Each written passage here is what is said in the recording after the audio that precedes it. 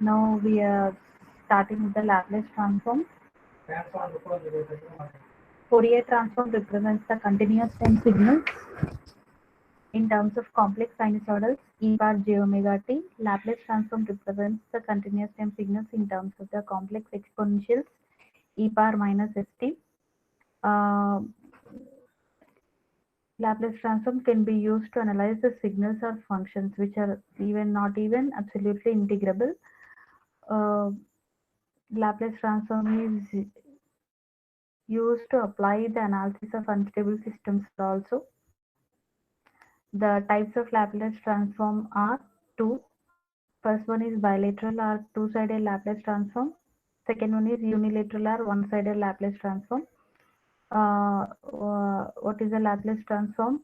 Is mathematical expression of Laplace transform. Laplace transform of x of t is equal to x of s is integral minus infinity to infinity x of t e power minus st dt, where s is a complex variable which is sigma plus j omega, where sigma is the real part of it, omega is the imaginary part of it. Why this integral is called bilateral or two-sided or double-sided?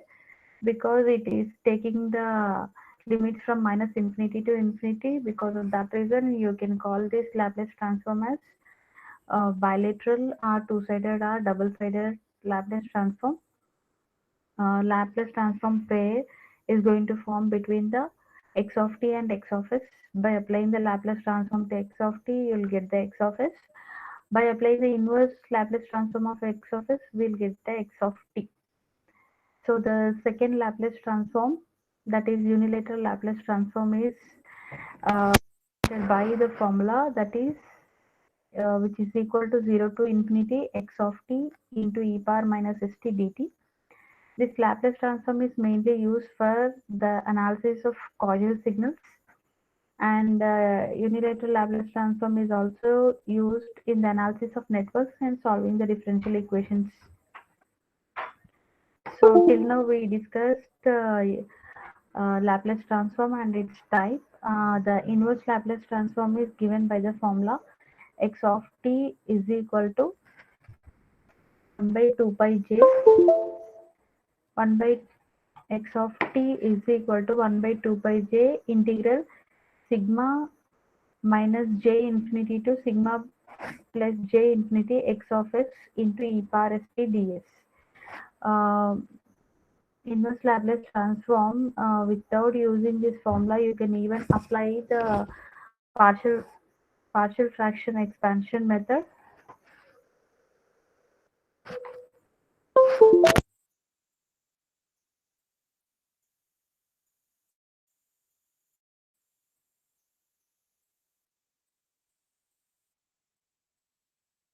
Laplace transform is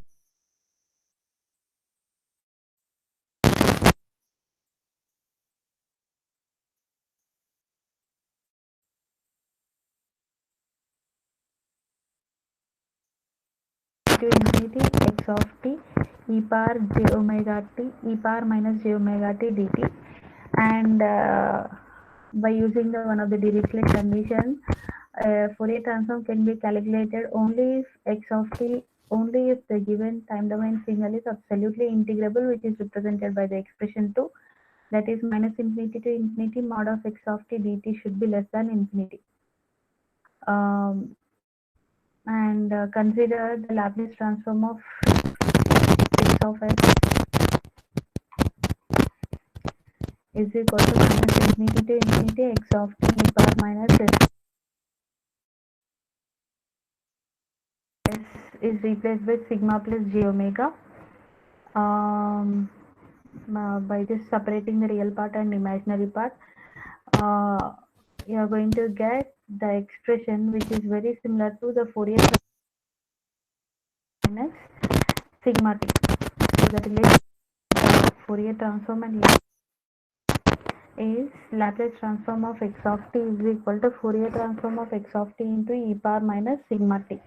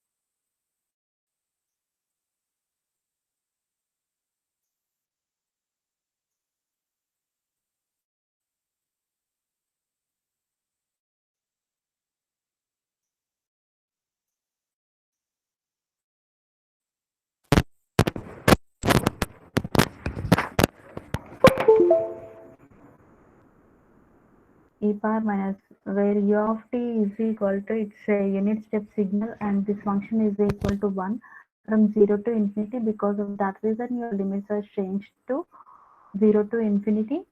By taking minus t common, minus of s minus a into t dt, do the integration of your exponential, you will get it, the answer is 1 by s minus a.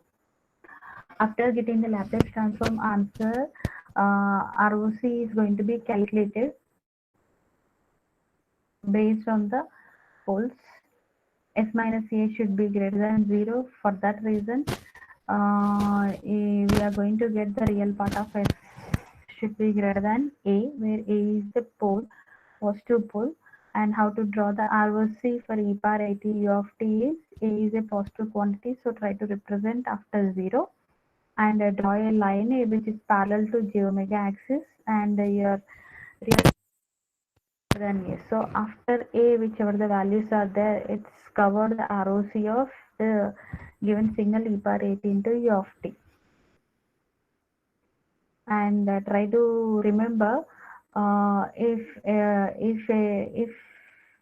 a signal is a causal signal, then the ROC is real part of S is greater than your poles. The second example is dealing with the non-causal signal, because u of minus t is nothing but it is taking the values from minus infinity to 0. The value is equal to 1. So how it will going to change? We'll see. The answer you are going to get 1 by s minus a, because it is a non-causal signal. The ROC is s minus a should be less than 0. So s less than a. So ROC is going to be covered the negative portion. U of minus t is a left-sided signal, so your ROC is also left side of your pole. If the causal signal, you can call it as a right-sided signal, so ROC is also right side of your pole. A simple analogy. Um, Calculate the Laplace transform of the given signal x of t e power minus a t u of t. So by solving this, you are going to get the answer as Laplace transform as 1 by s plus a, and the real part of s is greater than minus a, because it is in causal signal. For non-causal signal, second part minus e power minus a t into u of minus t, 1 by s plus a, but the real part of s is less than minus a. Then the third problem is a combination of causal and non-causal signal. Causal signal is having the ROC, which is real part of it is greater than minus 2, whereas non-causal signal it is having the ROC s is less than 2. So by combining this minus 2 to 2, your ROC is strip of two parallel lines to j omega axis. Then the next problem, both the signals are causal signals, but we are having the multiple poles, minus 2 and minus 1, and you need to just take the common portion of these two poles, that is s is greater than minus 1.